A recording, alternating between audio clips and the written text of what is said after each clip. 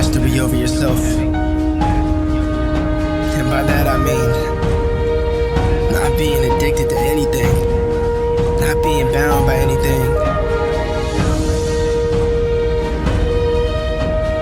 When I say that, I don't mean like looking like some kind of robot, avoiding everything, extremely introverted type of personality to where you're not even yourself anymore. I mean like fully yourself,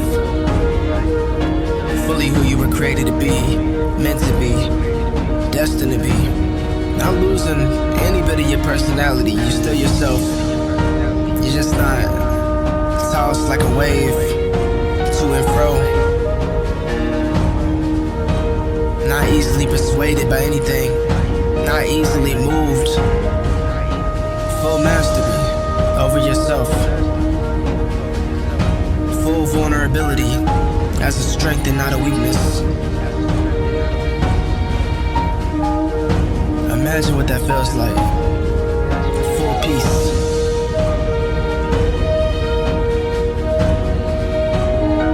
Joy. Shalom. Self-control. Discipline. Being free from sin. Confusion. Distress.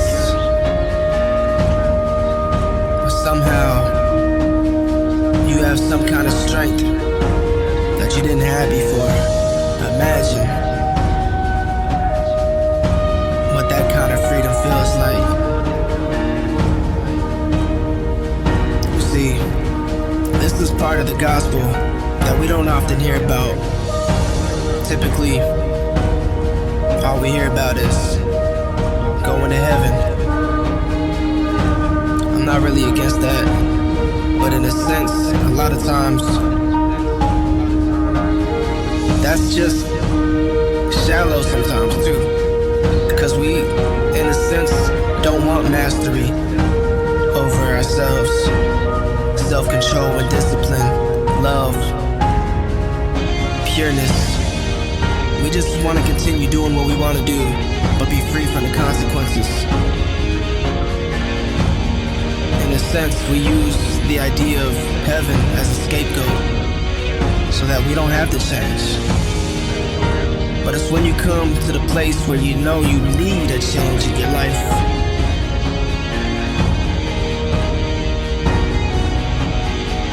that you end up coming up higher to a place that you never thought existed.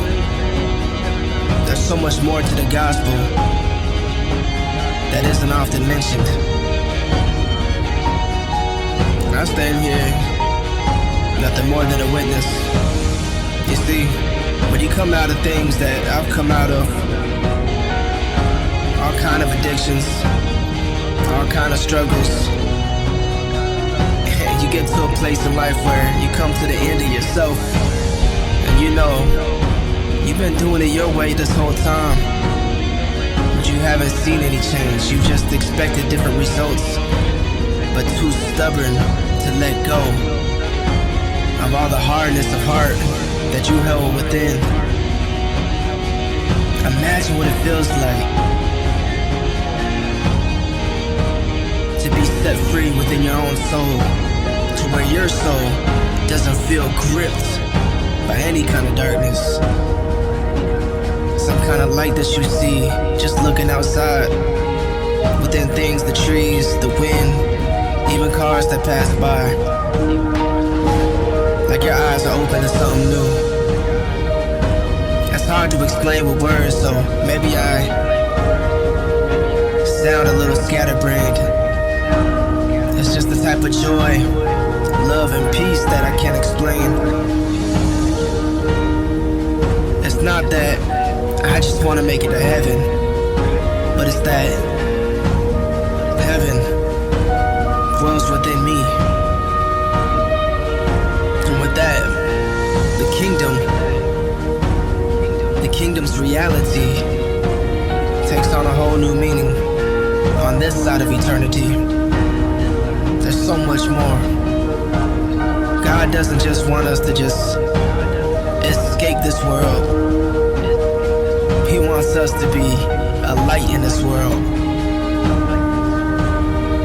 He wants light within us.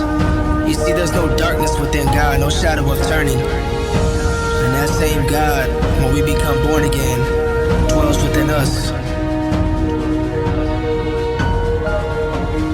And if that be true, how great is the light within us? The light of the world within us, exuberating, saturating our entire being.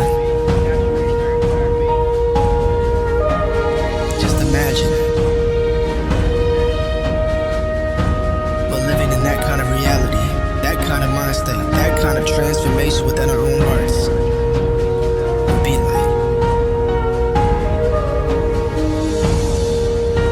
Imagine what it feels like to be set free within your own soul.